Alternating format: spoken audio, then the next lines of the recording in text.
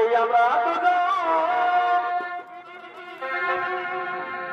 এই কাছে বসে এই খেলিব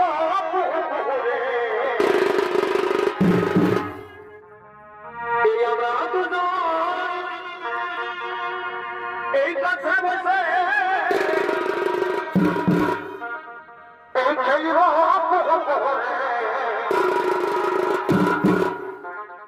আমি তোর গরু হব তুই হবি আমার বহরে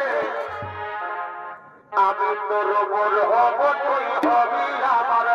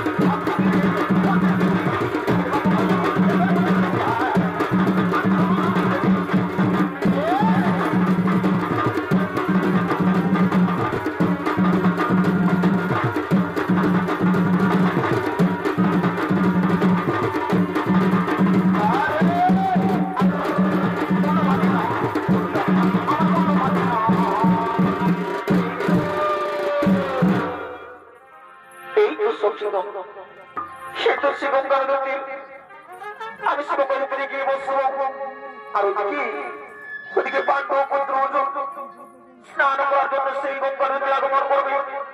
তাই তো আমি তাকে শুধু বুঝি সেই কাণ্ডটা আমি বলছি তোমার জন্য আমি তাকে হরব নিয়ে যাবো।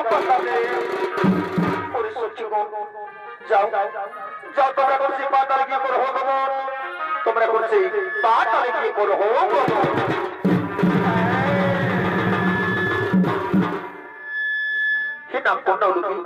তাই কবি আমরা যাই সেই পাতালের দিকে।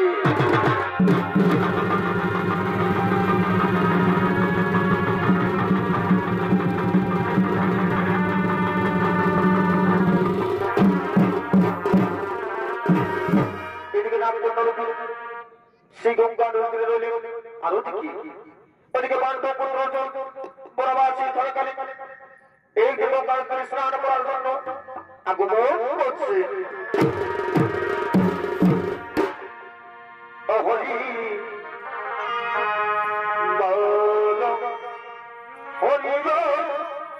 হরি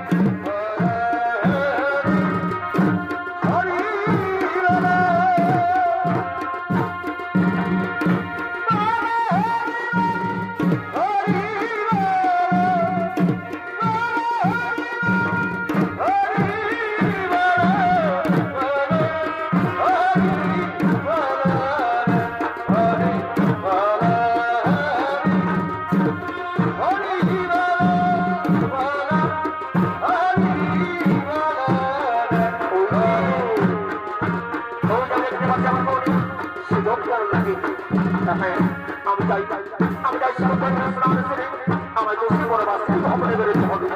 নানা ভাবে আমার ঘর বাড়ি খেয়ে চাই স্নান করিবার জন্য।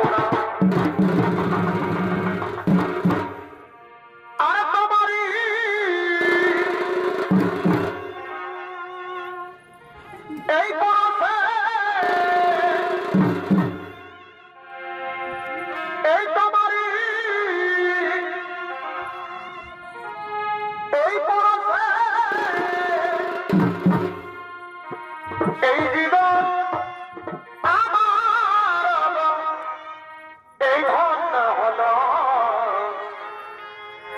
এই তুমি যে আমার চির আশার আলো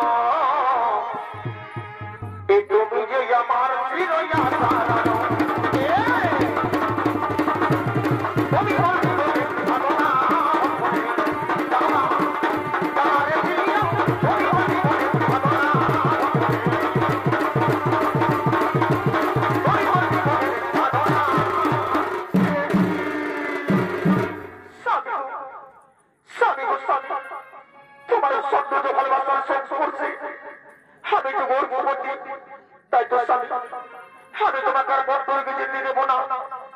তুমি আমার সাথে এই সমগ্র পাতার লোকেই বাস করো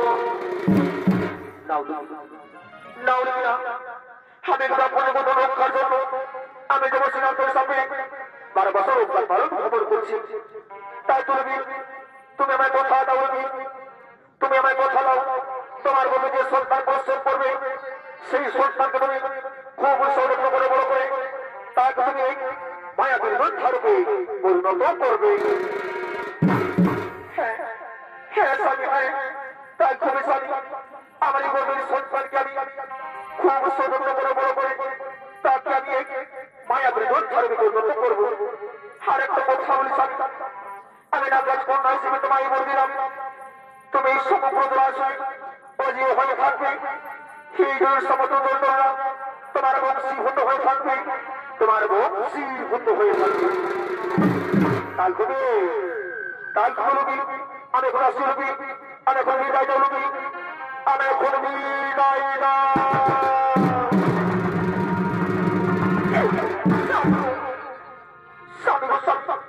আমি কিভাবে থাকবো তোমায় চাই আমি তোমার পিছনে কোনো থাকতে পারবো না স্বামী আমি যে মতো থাকতে পারবো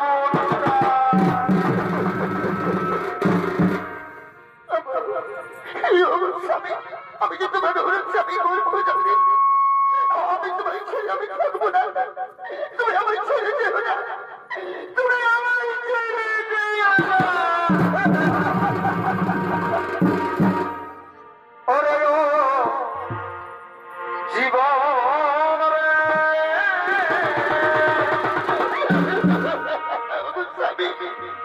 ওরে ও জীবন এই ছাড়িয়া না যাব রে দুঃখ করো না অলুকি তুমি দুঃখ করো না তুই ছাড়া আমার জীবন তুমি আমার বিদায় দাও অলুকি তুমি আমার বিদায় দাও এই আদর করবে কে আমি কেমন করে তোমার বিদায় দেবো তুমি আমার তুই ছাড়া কে আর আমায় আদর করবে কে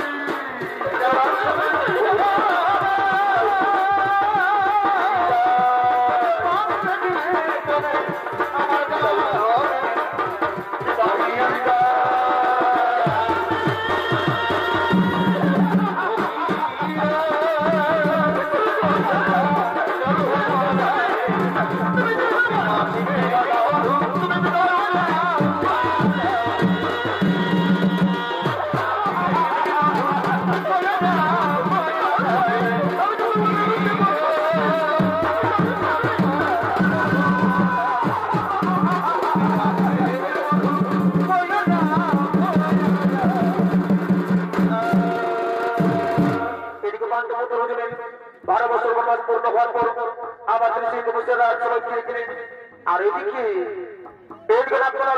পুত্র সন্তান ক্রমে ক্রমে বড় হয়ে একটু মায়ের যোদ্ধারূপে পরিণত হলো। আর সেই মায়ের মেয়েরা তার প্রিয়জনকে খুঁজতে খুঁজতে সেই খণ্ডবর্ষের রাজসভার দিকে আগমন করছে। দিদি না এ ভাই সন্ধ্যা আলোকি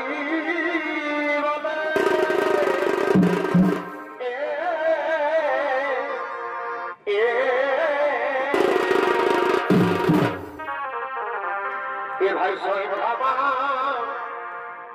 আলোকি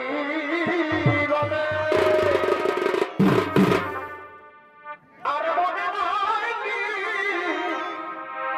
এই বলে চিরে বল পানে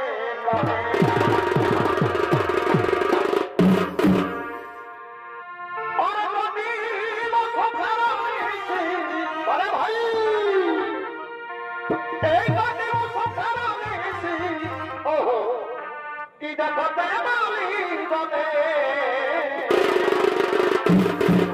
ভাই অসাধের হইল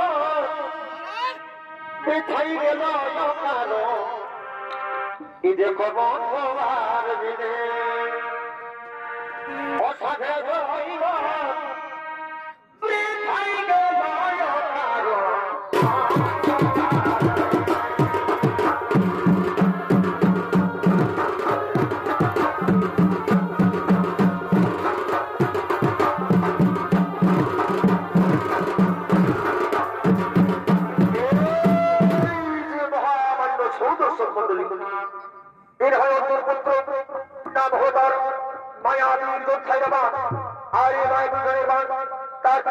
খুঁজতে খুঁজতে সেই খণ্ড বছরাজ সমাজে গমন করেছে। আর এই মায়ের মধ্যে মেয়েরা মানে গাই নিদ্রক্ত মহানবতী ছড়ি তোমার কথা খাবে উনি হলে প্রিয় সাথী নিত্য শিল্পী নবীন কুমার মাহাতো।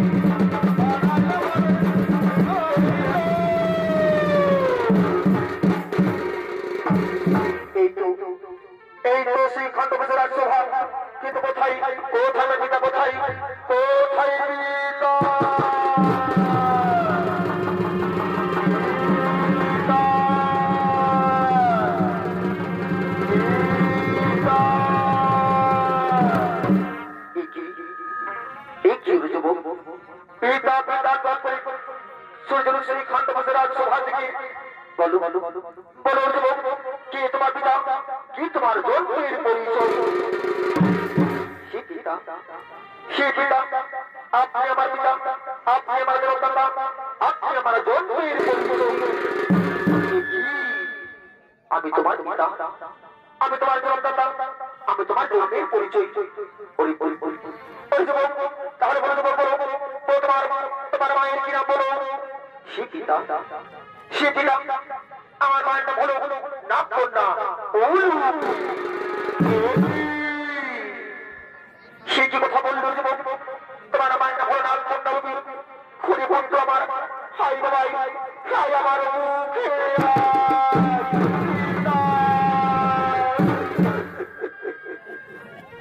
পিতা।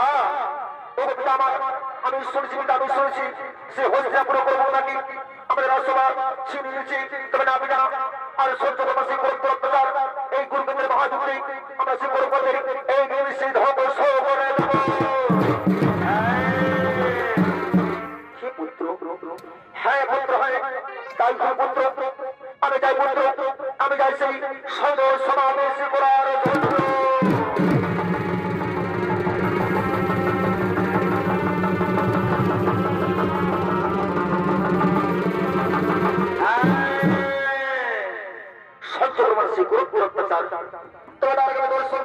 শ্রীকৃষ্ণ ঠাকুরের কোথায় বলেন মহাবাসী শ্রীকৃষ্ণ ভগবান, আমি আমরা চৌধুরী মাথায় নিয়ে এই গুরুকেন্দ্রের মহাযুদ্ধ অংশগ্রহণ প্রভু একটিবার দেখা দিন প্রভু, একটিবার দেখা।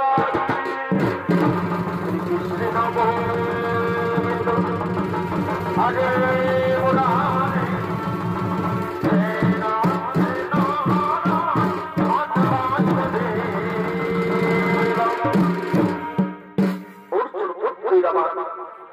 আমি তোমাদেরকে সন্তুষ্ট হয়েছি পুত্র, আমি তোমাদেরকে সন্তুষ্ট হয়েছি। ভগবান সত্যি আমাদেরকে সন্তুষ্ট ছিলেন, তাহলে তাহলে অনুমতি মানে সত্যি প্রণাম করবো।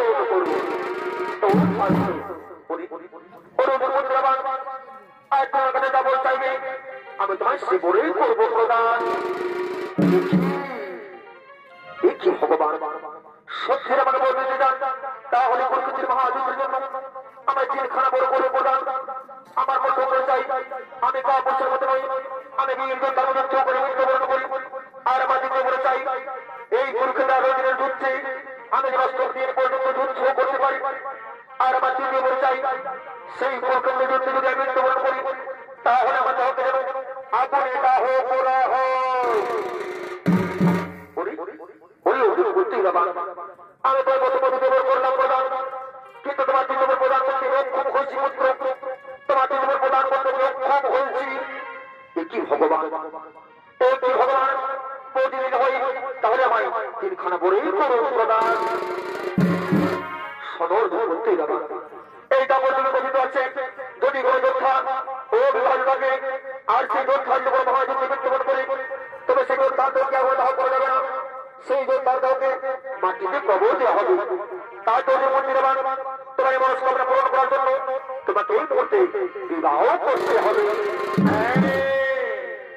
সে অন্তর্যামী ভগবান বীর যোদ্ধার যুদ্ধ করার জন্য যদি আমি বিবাহ করতে হই, তাহলে আপনার বাক্যে আমি শরণাপন্ন হয়েছি প্রভু, আপনার বাক্যে আমি শরণাপন্ন হয়েছি। তাহলে তাহলে তোমার তোমার করলাম প্রদান, তোমার দ্বিতীয় আমি করলাম প্রদান। আমি বাসী পুত্র, আমি আসি।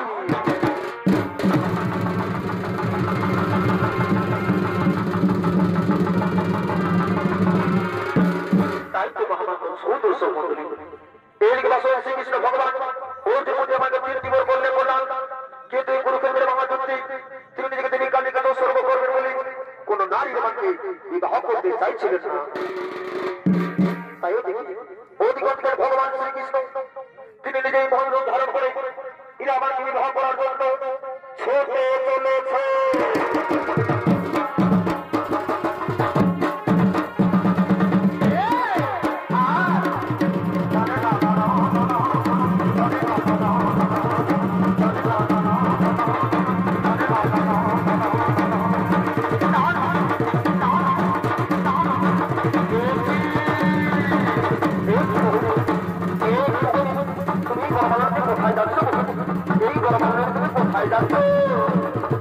আমি কোনো বলেছিলাম আমাকে ভালো দেখবো আমি তারপরে মানলো না করে আমি তাকে সাগরে গ্রহণ করবো তাই আজ আমার উচিত আজ আমার মানলো আমি তার বলে মানলো না করে আমি তোমায় সাহায্য করতে করলাম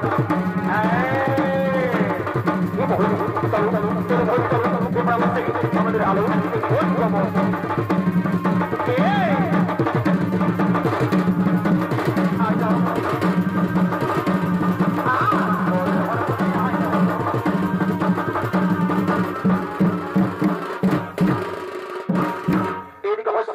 সমস্ত এদিকে হস্তিনাপুরের সমস্ত তারা যুদ্ধ স্থানে করছে আগমন সঙ্গীতের হস্তিনার যুবরাজ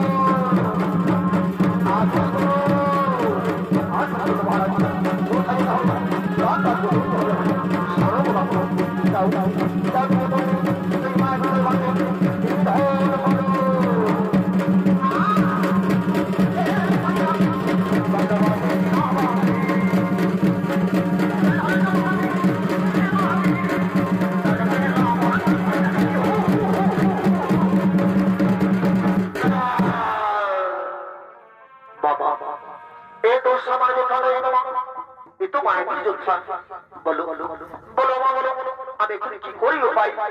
শোনো ভাগ্নে, শোনো ভাগ্নে, শোনো। এর জন্য তুমি কোনো চিন্তা করো না। এর জন্য রয়েছে দত্তরাজন ঘোষ। কোথায় কোথায় দত্তরাজন ঘোষ? আর বিলম্বনা করে এই মুহূর্তে যুদ্ধ স্থানে করে হওয়া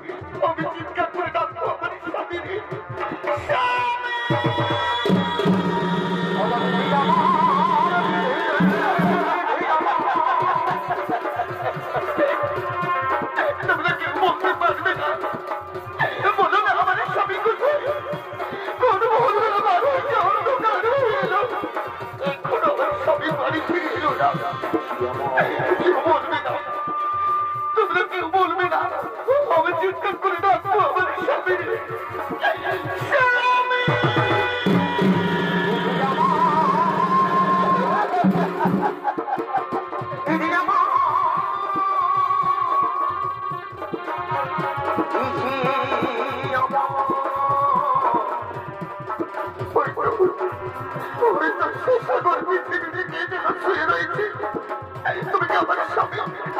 আমার স্বামী হতে পারে না, আমি চিৎকার করে ডাকবো স্বামী।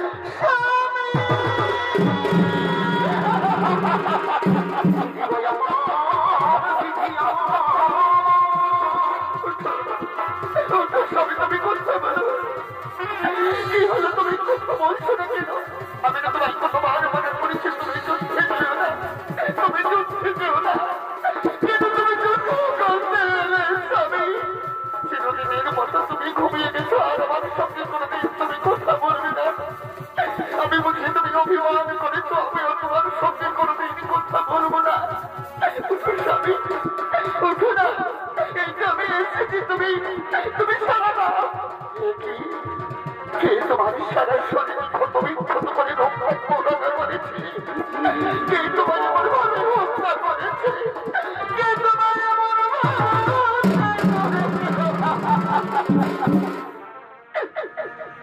জীবনে আমি কারো স্বামী গো, মনে হয় আমার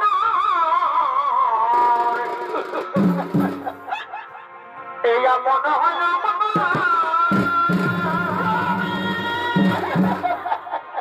ওই আমায় আপ করে